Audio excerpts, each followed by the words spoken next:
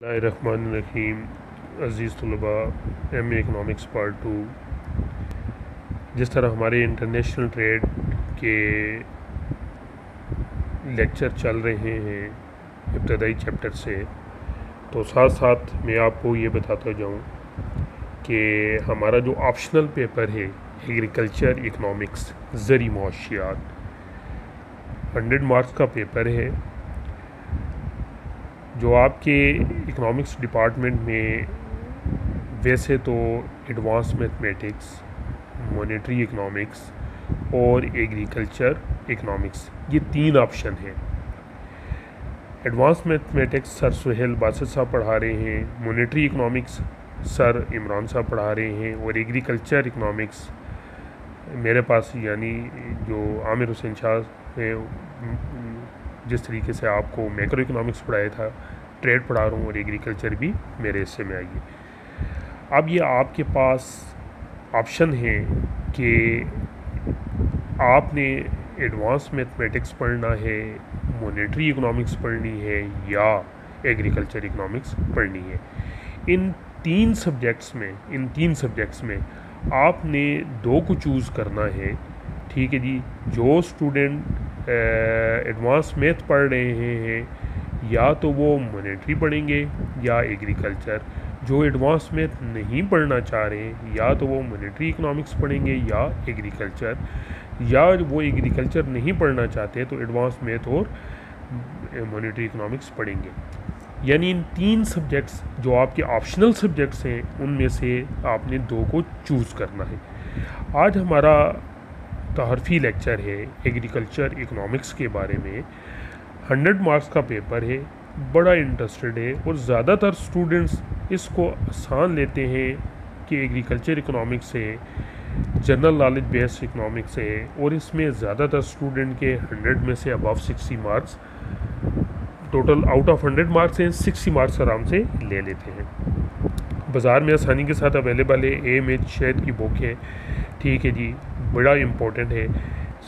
Subject ہے جو آپ کے انشاءاللہ فیوچر میں اگر آپ نے ریسرچ کی طرف جانا ہے، ایم فل یا پی ایچ ڈی میں انشاءاللہ جس وقت آپ جائیں گے تو یہ بڑی ہیلپ آپ کی کر سکتا ہے۔ تو آج میں تھوڑا سا تعارف کرا دوں کہ ایگریکلچر اکنامکس 100 مارکس کا پیپر ہے۔ اس کے ٹوٹل جو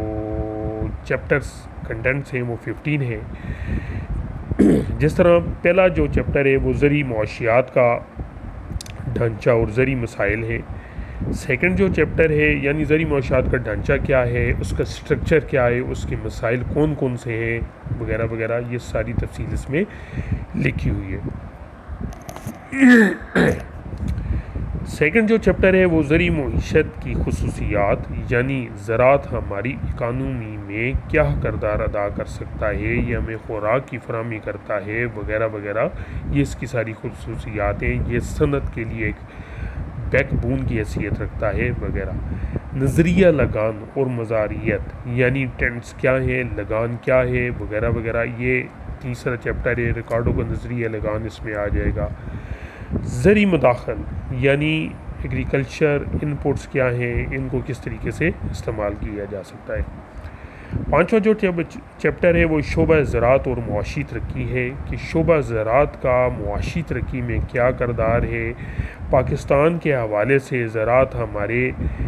شعبے معاشی ترقی میں کس طریقے سے سرگرم ہے، شعبہ زراعت سے ہماری جو بیسک نیڈز ہیں وہ پوری ہو رہی ہیں کہ نہیں، اس میں مزید کیسے بہتری لا سکتے ہیں۔ چھٹا جو چیپٹر ہے وہ پاکستان میں زرعی اصلاحات اور سبز انقلاب ہے، یعنی زرعی اصلاحات، زراعت میں ٹریڈیشنل طریقے کو کس طریقے سے چینج کر کے ہم بڑی بڑی اصلاحات کر سکتے ہیں، جس سے ہمارا زرعی سیکٹر جو ہے وہ ایک پازیٹیو سرگرمی کی طرف راغب ہو سکے، جس سے ہماری جو ایگریکلچر پروڈکشن ہے اس میں اضافہ ہو سکے۔ سبز انقلاب، گرین ریولیوشن، یہ سبز انقلاب سے مراد یہ ہے کہ ہم جو ٹریڈیشنل طریقے سے زراعت کرتے ہیں، کھیتی باڑی کرتے ہیں، اس میں جدید ٹیکنالوجی کو اپنایا جائے جس سے فی ایکڑ پیداوار میں اضافہ ہو جائے، یا کھادوں کو اچھی طریقے کھادیں استعمال کی جائے، ہائیبرڈ بیج استعمال کیا جائے، جس سے ہم کہہ سکتے ہیں کہ زرعی جو ہمارے ان پٹس ہیں اگر ہم ماڈرن وے یعنی مشینی طریقہ کاشت یا جدید ٹیکنالوجی سے کاشت کریں گے تو اس کو سبز انقلاب کہیں گے۔ پھر ایگریکلچر پرائسز کیا ہیں، فارم مینجمنٹ کیا ہے، زرعی قرضہ اور فائنانس کیا ہے، جس طرح زرعی ترقیاتی بینک ہے، زرعی مارکیٹنگ کیا ہے، یعنی آپ کی زراعت کی جو بیک بون ہے، آپ کی زیادہ تر اکانومی ٹریڈ جو بیس کرتی ہے وہ ایگریکلچر پروڈکشن کے اوپر ہے، لہٰذا اس کو ہم زیادہ سے زیادہ ایکسپورٹ کس طرح بڑھا سکتے ہیں، یہ سارا ہم زرعی مارکیٹنگ میں پڑھیں گے۔ امداد بہمی، یعنی امداد بہمی انجمنیں کیا کردار ادا کر سکتی ہیں، چھوٹے کاشتکاروں کو کس طریقے سے آسان شرائط پر قرضہ دے سکتی ہیں، سمال فائنانسنگ کس طریقے سے ہو سکتی ہے جس سے ہمارے کسان کی حالت بہتر ہو سکے۔ زرعی اشیاء کی منڈیاتی فاضل پن کا نظریہ، یعنی ہماری جو زرعی اشیاء ہیں اگر اس میں فاضل پن آ جائے تو ان کو کس طریقے سے پریزرو کیا جا سکتا ہے، اور اس کے بارے میں جو تھیوری ہے۔ دیہی غربت اور دیہی ترقی، آپ کو پتہ ہے کہ ہمارا زرعی شعبہ زیادہ تر دیہات پر مشتمل ہے، وہاں پر غربت اور افلاس ہے، اور اس کی ترقی کے لیے آپ کیا اقدامات کر سکتے ہیں۔ آبادی اور خوراکی رسد، جوں آبادی بڑھتی جا رہی ہے اس کی خوراک پورا کرنے کے لیے اس کی رسد میں کس طریقے سے اضافہ کیا جاتا ہے، اس چیپٹر میں ہم آبادی اور خوراک کی رسد کے بارے میں ڈسکس کریں گے۔ زراعت اور بین الاقوامی تجارت، یعنی آئے دن جو ہمیں مختلف قسم کے چیلنجز کا سامنا کرنا پڑ رہا ہے، اس میں زراعت اور بین الاقوامی تجارت کو ہم کس طریقے سے بیلنس کر کے اپنی ایکسپورٹ کو اور اپنی ایکسپورٹ کو بڑھا کر اپنے فارن ریزرو میں اضافہ کر سکیں گے۔ عزیز طلبہ، یہ کچھ ایک فہرست تھی، ایک توعارفی لیکچر تھا جو ایگریکلچر اکنامکس کے بارے میں تھا، جو میں امید کرتا ہوں بڑا آسان سا ایک سبجیکٹ ہے۔ ہم ویک میں دو ایک لیکچر اس کے رکھا کریں گے، 4 ڈیز ہم انٹرنیشنل ٹریڈ کے لیے فوکس کر دیں گے۔ اس کے ساتھ ساتھ میں آپ کی توجہ اس طرح جانب میں مبذول کرانا چاہتا ہوں کہ ہر سیٹرڈے ایک ہفتہ گزرنے کے بعد میں آپ کو ایم اے اکنامکس پارٹ 1 میکرو اکنامکس، کیونکہ اگر پیپر تو آپ کے ہر حال میں ہونے ہیں تو سب اسٹوڈنٹ تیار ہو جائیں۔ نیکسٹ ویک یعنی تھرسڈے اور فرائیڈے کو میں کوئی اسائنمنٹ دے دوں گا، کوئی ٹیسٹنگ سسٹم دے دوں گا، کوئی ایک ٹاسک دے دوں گا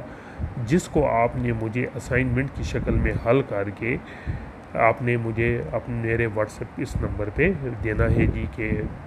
مثلا میکرو اکنامکس کا ہم فرسٹ چیپٹر سے شروع کرتے ہیں اور آن ورڈ جتنے بھی چیپٹر ہوں گے ان کے بارے میں ہم ڈسکس کریں گے، تاکہ آپ کا پیپر جو سیکنڈ ہے macro economics M A part 2 M A part 1 وہ بھی ساتھ ساتھ آپ کا تیار ہوتا جائے، ریوائز ہوتا جائے۔ آپ کو کوئی پرابلم آ رہا ہے نومیریکلی یا کوئی ٹاپک میں آپ کو سمجھ نہیں آ رہا تو آپ مجھے میسج کر کے یا مجھے واٹس ایپ پر اپنے وائس میسج کر سکتے ہیں، یا جو آپ کی ریٹن مٹیریل میں کوئی کوشچن مجھے لکھ کر بھیج سکتے ہیں، تاکہ آپ کا پیپر میکرو اکنامکس بھی ساتھ ساتھ ریوائز ہوتا جائے۔ عزیز طلبہ، میں امید کرتا ہوں کہ آپ اسی طریقے سے اپنی اسٹڈی کو جب تک یہ لاک ڈاؤن ہے جاری رکھیں گے، تاکہ یہ آپ کا وقت قیمتی ہو جائے اور آپ کا جو مین ٹاسک ہے یا جو مین فوکس ہے اسٹڈی کی طرف، اس کی طرف آپ راغب ہو جائیں۔ نیکسٹ لیکچر تک اللہ آپ کا حامی و ناصر ہو۔ Thank you very much.